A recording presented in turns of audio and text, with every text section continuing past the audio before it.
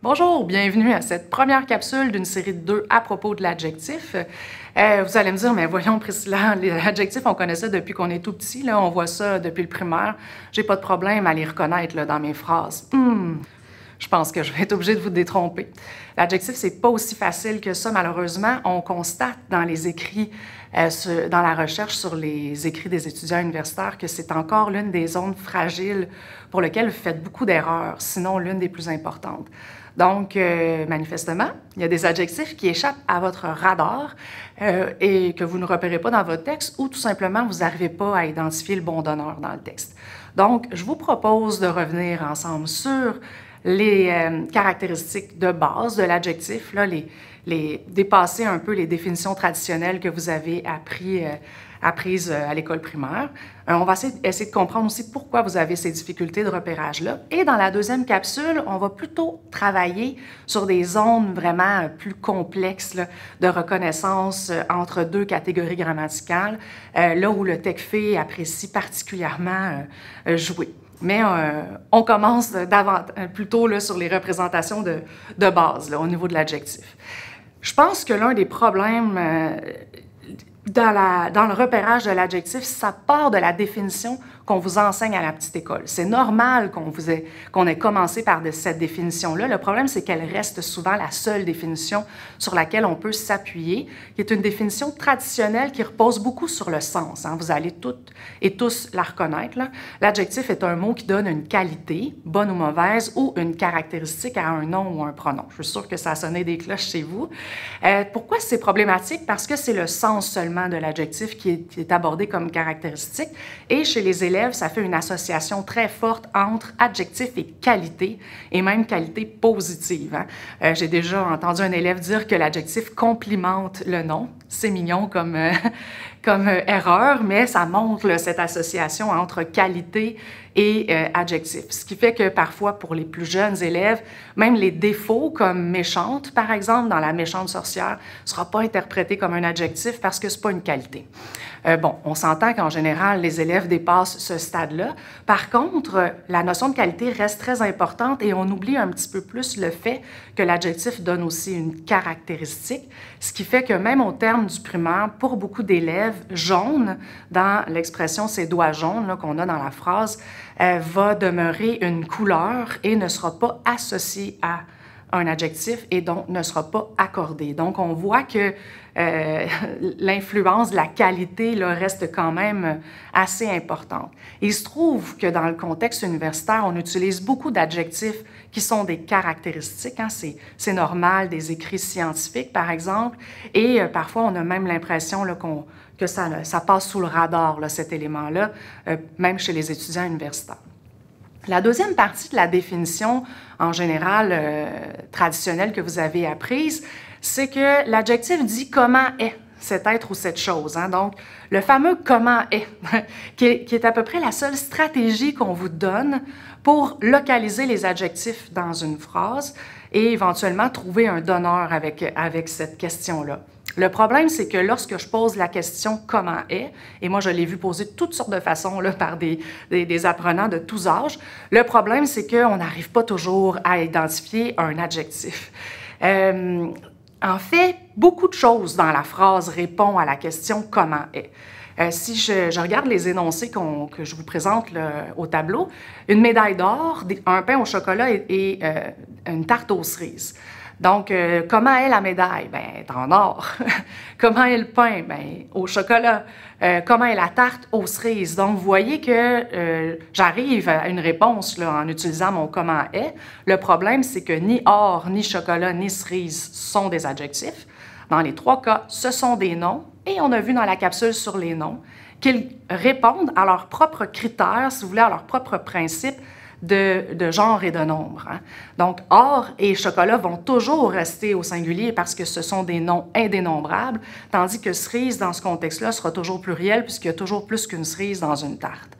Donc, on voit là que l'utilisation du « comment est » peut amener les élèves à commettre des erreurs, donc à accorder or et chocolat, par exemple, dans ce contexte-ci. Et c'est très fréquent. Je le vois vraiment très, très souvent. A contrario, il y a certains adjectifs qui passent complètement sous le radar parce qu'ils ne répondent pas à la question du comment est. C'est le cas des adjectifs dont on parlait tantôt, là, les adjectifs qui donnent une caractéristique notamment, ce qu'on appelle souvent les adjectifs classifiants. Donc, si je dis comment est ta journée, ma journée est pédagogique, bon, ça m'étonnerait là, que cette réponse-là vous vienne très spontanément. Comment est la piscine? Ah, la piscine est municipale. Non plus. Donc, on voit que tous ces adjectifs-là passent complètement sous le radar avec cette question. Pas une stratégie très, très efficace. Ça fonctionne quand même pour certains adjectifs très typiques, mais pour beaucoup d'adjectifs, justement, les cas limites qu'on a de la difficulté à identifier, bien, ça échoue à le faire. L'autre problème de cette définition, et je l'ai retrouvé chez certains étudiants, pas tous, c'est qu'il y a une association très forte entre adjectif et nom, au point où on a l'impression que l'adjectif est vraiment toujours autour du nom, soit avant le nom ou après le nom. Ça, c'est vrai parce que dans les premiers apprentissages, jusqu'en 4e année, on voit beaucoup cette structure-là qui est présente dans les textes, mais dans les faits, surtout dans les écrits universitaires, l'adjectif est beaucoup plus distancé de son donneur que ça. Donc, ça augmente la difficulté de repérage. Hein. Le chat de ma voisine semble gris. On a bien des mots entre mon adjectif gris et mon donneur qui est chat avant de parvenir à réaliser ou à repérer le donneur. Ça peut être un petit peu difficile. Dans ce cas-ci, la phrase, elle est simple, mais nos phrases sont pas mal plus compliquées que ça. Ou heureux comme un bébé, il ronronne. Hein. On voit que l'adjectif a été déplacé au début de la phrase qui donne encore du fil à retordre aux étudiants. Et dans certains cas, bien, il n'y a tout simplement juste pas de nom ou de pronom signifiant. Là. Dans la deuxième phrase, on a un « il », mais on comprend bien que c'est un chat. Dans la troisième phrase, notre « il est complexe. C'est quoi ça, ce « il » là? Bien, c'est un « il » complètement impersonnel. Donc, qu'est-ce qui est complexe? Ben, bon, c'est la situation, on n'arrive pas à trouver un donneur clairement, donc on voit qu'on a des enjeux, là, il n'y a pas de nom là-dedans et tout ça. Donc, ça peut représenter aussi une difficulté, cette espèce d'association qu'on fait entre adjectif et nom, et la proximité qu'on pense que ça doit avoir. Enfin, le dernier problème, et non le moindre, c'est que lorsqu'on parle de définition traditionnelle de l'adjectif, c'est aussi associé à une espèce de règle d'accord générale de l'adjectif qui dit que l'adjectif s'accorde en genre et en nombre, ce qui n'est pas toujours vrai d'ailleurs, mais c'est pas grave. L'adjectif s'accorde en genre et en nombre avec le nom ou le pronom auquel il se rapporte. L'enjeu, c'est auquel il se rapporte notamment. Donc, dans le fond, qu'est-ce que je dis avec cette règle-là? Bien, trouve un donneur dans la phrase, mais je ne te dis pas comment le faire. Ça va sûrement être un nom ou un pronom, mais après ça, c'est à toi de réfléchir au sens pour pouvoir faire cette association-là. Or, on vient de voir ensemble que le sens pose problème. Donc, dans les faits, l'adjectif ne s'accorde pas comme ça. Dans les faits, l'adjectif s'accorde selon la fonction occupée par son groupe adjectival avec des réalités différentes dans la phrase. Donc, l'adjectif peut s'accorder effectivement avec le nom ou le pronom qu'il complète, quand il est complément du nom, ou il peut s'accorder avec le sujet, lorsqu'il est attribut du sujet, ou même avec le CD, lorsqu'il est complément direct, attribut du complément direct, quelque chose qu'on ne voit pas souvent, faites-vous-en pas. Donc, il y a dans les faits 3 règles d'accord, 2 principales, je dirais, pour l'accord de l'adjectif, mais c'est très rare qu'on vous en parle de cette façon-là. C'est dommage parce que justement, les cas complexes, là, on aurait besoin d'avoir ces règles-là pour bien comprendre avec quel donneur est-ce que je dois accorder mon adjectif et ne pas seulement se reposer sur le sens pour pouvoir y arriver. Donc, vous voyez qu'il y a un certain nombre de difficultés associées à ce qu'on a appris quand on était plus jeune par rapport à la notion d'adjectif. Maintenant, vous allez me dire, mais pourquoi est-ce qu'au primaire, on ne nous apprend pas les bonnes affaires? Bien là, ça serait vraiment partir sur une mauvaise piste. Parce qu'il faut commencer par là avec les petits du primaire, il faut entrer par le sens pour leur faire comprendre certaines choses rapidement, mais éventuellement, dans la scolarité, il faut quitter le sens pour aller dans des critères plus formels sur la langue, jusqu'au secondaire aussi. Donc, c'est progressivement qu'on en vient à présenter ces critères-là, puis parfois, bien, les premières représentations sont solides quand même et difficiles à modifier. Alors, ce que je vous propose, c'est de voir aujourd'hui d'autres caractéristiques de l'adjectif qui va vous permettre de voir d'abord la vraie complexité de l'adjectif, c'est pas une classe de mots si facile que ça, et de vous donner les moyens de repérer vos cas compliqués dans la phrase. Déjà, il faut comprendre que dans la classe de mots adjectif, c'est comme s'il y avait deux classes de mots, en fait, deux catégories d'adjectifs différents. Ça vaut la peine de les séparer parce qu'ils ne se comportent pas de la même façon dans la phrase, pas les mêmes moyens qu'on va utiliser non plus pour les repérer. Je vais commencer par le plus facile, c'est-à-dire le plus simple à expliquer. Ce n'est pas nécessairement celui avec lequel on a le plus de facilité, mais bon, je commence par celui-là, c'est l'adjectif classifiant. Classifiant comme classe, là. Donc c'est un peu comme si on catégorise les noms auxquels on associe cet adjectif-là. C'est comme un oui ou un non. C'est comme ça que je l'imagine. Par exemple, une boîte crânienne, j'aurais presque pu mettre un trait d'union entre boîte et crânienne. Vous comprenez? Je ne peux pas enlever crânien puis dire « Ah, c'est une boîte ». Bien là, personne n'imagine que c'est une boîte crânienne. Donc, je suis comme obligée de mettre l'adjectif. Une boîte crânienne, c'est pas une boîte postale. Puis une boîte postale, c'est pas non plus juste une boîte. Tu sais, c'est une boîte postale. Donc, une piscine, c'est une piscine municipale, oui ou non? Tu sais, est-ce qu'elle est municipale, ma piscine, ou elle n'est pas municipale? Est-ce que ma taxe est fédérale ou elle n'est pas fédérale? Est-ce que la faune est canadienne? Ça ne sera pas une faune colombienne. Donc, on voit que ce sont des adjectifs qui n'ont pas de possibilité d'être modifiés en intensité. Je ne peux pas dire que ma boîte est un petit peu crânienne, OK? Et c'est vraiment, c'est ça ou c'est pas ça. Donc, ces adjectifs-là, pourquoi sont plus simples à expliquer? C'est que, dans le fond, leur comportement syntaxique dans la phrase, le comportement du groupe adjectival, est très rigide. L'adjectif classifiant se place toujours tout de suite après le nom. Il ne peut pas se placer avant le nom, là, ça n'arrive pas, ou pratiquement jamais. Il y a donc une position très, très figée. Hein. L'ère jurassique, ce n'est pas la jurassique ère, et ce n'est pas non plus jurassique, virgule, l'ère se caractérise par ces dinosaures. Ça ne fait absolument aucun sens de fonctionner comme ça.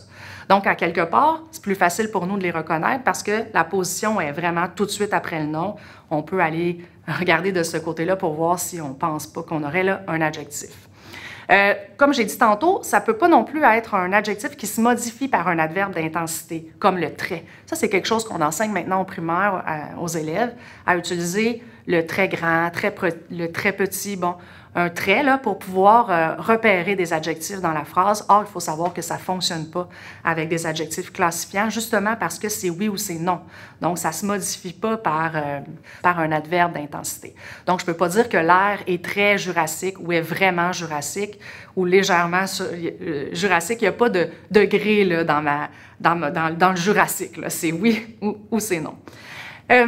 L'autre caractéristique importante, c'est que mon adjectif ne peut pas être mis en position d'attribut du sujet. Oh, là, j'ai l'air de parler chinois.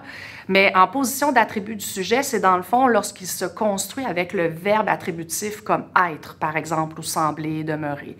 L'air est jurassique. Ça se dit pas. Je peux dire que l'air est bonne, l'air est sévère ou l'air est... Bon, je peux donner toutes sortes d'adjectifs à l'air, là, si je veux, mais je peux pas lui donner... Je peux pas dire que l'air est jurassique ou l'air est préhistorique. Ça fonctionne pas bien de cette façon-là. Donc, la structure avec l'utilisation du verbe être fonctionne pas. Et finalement, c'est aussi un adjectif qui est difficile à remplacer par un autre adjectif parce que, dans le fond, on perd le sens du mot. Hein? Quand je disais tantôt que c'est presque avec un trait d'union, si je dis « la bande dessinée m'a fait plaisir », bien, je ne peux pas dire « la bande joyeuse m'a fait plaisir ». Là, tout à coup, on perd vraiment le sens du mot. C'était bande dessinée, je ne peux pas remplacer dessinée par un autre adjectif. Je ne peux pas remplacer l'air jurassique par un autre adjectif, l'air gentil. Ça ne signifie plus du tout la même chose. Donc, toutes les stratégies qu'on montrait pour localiser les adjectifs aux élèves du primaire, le remplacement par un autre adjectif ou l'utilisation du trait, ça ne fonctionne pas avec les adjectifs classifiants, d'où quand même le défi pour les reconnaître. Pour beaucoup d'élèves, même certains adultes, on dirait des noms, en fait, et non pas des adjectifs. Et on voit à ce moment-là qu'il y a des erreurs d'accords qui se réalisent, particulièrement sur le genre du mot en question. Donc, voici pour nos adjectifs classifiants. On garde ça en tête. De l'autre côté, on a les adjectifs qualifiants. Les adjectifs qualifiants sont à la fois hyper faciles à repérer parce qu'il y a plein d'adjectifs qu'on connaît depuis toujours qui font partie de cette catégorie-là. Donc, ceux-là, c'est sûr qu'on ne se trompe pas là, quand on les voit dans une phrase. Mais il y a aussi une panoplie d'adjectifs qu'on ne connaît pas ou peu et qu'on ne repère pas du tout dans cette catégorie. Pourquoi? Parce que l'adjectif qualifiant, son comportement syntaxique est souple, disons dans la phrase, dans le sens où le groupe adjectival peut occuper beaucoup plus de fonctions à l'intérieur de la phrase et même de positions à l'intérieur de la phrase. Donc, il peut être complément du nom comme notre adjectif classifiant, mais il peut aussi être attribut du sujet. Il peut aussi être complément du nom, mais sorti à l'extérieur de son GN d'origine et déplacé en tête de phrase ou à la fin d'une phrase, comme dans les exemples qui sont affichés actuellement. Donc, on voit que leur comportement syntaxique est très souple et ça fait en sorte que ça les distance de leur donneur et donc augmente la difficulté de repérer le donneur d'accord de cette façon-là. Par contre, ce sont des adjectifs qui se modifient avec des adverbes d'intensité. Donc là, notre moyen, notre stratégie d'utiliser très fonctionne bien et on peut à ce moment-là repérer ces adjectifs même s'ils sont placés à des endroits bizarres dans la phrase. Donc, la jeune fille est très heureuse à gagner, mais avec mon trait, je sais qu'heureuse ici, c'est un adjectif. Donc ça, c'est une stratégie qui fonctionne vraiment bien. On sait aussi forcément que notre adjectif peut occuper la position d'attribut du sujet, ce qui fait que toutes nos questions, comment est, qui est-ce qui, fonctionnent parce que ce sont des questions qui reposent sur une forme attributive. La jeune fille semble heureuse de gagner, la jeune fille est heureuse de gagner, ça fonctionne bien, j'arrive à l'identifier de cette façon et surtout, bien, ça se remplace relativement bien. Oui, le sens de la phrase peut changer, j'essaie de trouver un synonyme, mais sinon, je peux remplacer mon adjectif. Ça rend pas ma phrase complètement bizarre, là. Ça, il y a certains élèves qui sont très sensibles à cette dimension-là. Donc, la jeune fille est heureuse de gagner, la jeune fille est triste de gagner, la jeune fille est ravie de gagner. On voit heureuse, triste, ravie, là, qu'on peut les remplacer sans aucun problème, et ça fonctionne quand même relativement bien. Donc, je résume, on a deux catégories d'adjectifs. C'est important de garder ça en tête parce que ce pas les mêmes stratégies qu'on va utiliser pour repérer l'un et l'autre. L'adjectif classifiant, beaucoup plus rigide, positionné après le nom, ne peut pas être utilisé avec le trait, difficile aussi à remplacer parce que c'est une expression souvent lexicalisée. Et de l'autre côté, on a l'adjectif qualifiant qui est beaucoup plus libre dans la phrase, disons, le groupe. Peut être déplacé même en dehors du GN, en début de phrase, à la fin d'une phrase, et peut être repéré par l'adverbe très ou se remplacer facilement.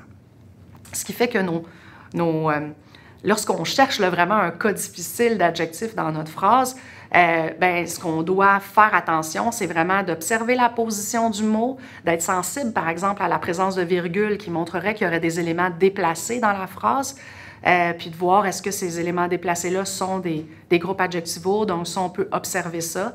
Autour des noms aussi, évidemment, on a vu avec nos adjectifs classifiants. On peut utiliser notre adverbe d'intensité très, sachant qu'on cherche à ce moment-là un adjectif qualifiant, remplacé par un autre adjectif, et même utiliser dans certains cas la forme féminine, puisqu'on sait que l'adjectif s'accorde, donc se modifie au féminin. Ce n'est pas toujours efficace, cette dernière stratégie, parce que toutes les formes féminines ne s'entendent pas à l'oral, mais parfois, on va le voir justement dans la prochaine capsule, ça peut nous être utile. Ce qui est important, c'est que lorsqu'il y a un cas litigieux là, de type tech-fait, ça vous prend plus qu'une preuve. Vous ne pouvez pas juste vous reposer sur une seule observation.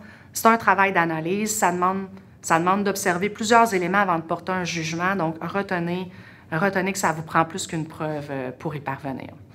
Enfin, je termine cette présentation des caractéristiques par un avertissement. J'ai vu beaucoup d'étudiantes et d'étudiants utiliser la stratégie d'effacement pour repérer un adjectif. Si je peux l'effacer, c'est parce que c'est un adjectif. Erreur, OK? Ça, vraiment, n'utilisez pas la stratégie d'effacement pour ça. En fait, ce qui s'efface, ce n'est pas l'adjectif, c'est le complément du nom, qui est généralement superflu.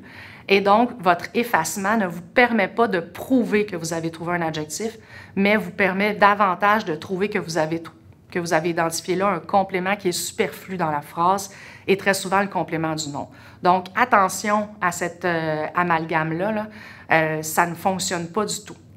Prenez par exemple la phrase suivante. « Les pommes vertes sont délicieuses. C'est vrai que je peux effacer vert sans aucun problème. Hein? Les pommes sont délicieuses parce que vert est complément du nom et non pas parce que c'est un adjectif. Par contre, je suis incapable d'effacer délicieuse. Hein? Les pommes vertes sont... je ne peux pas faire ça. Donc, et pourtant, délicieuse est bel et bien un adjectif. Hein? Je peux dire les pommes vertes sont très délicieuses. Donc, on voit que l'effacement, ça ne fonctionne pas du tout. Donc, on garde ça pour d'autres éléments qu'on cherche dans la phrase, mais vraiment pas pour l'adjectif.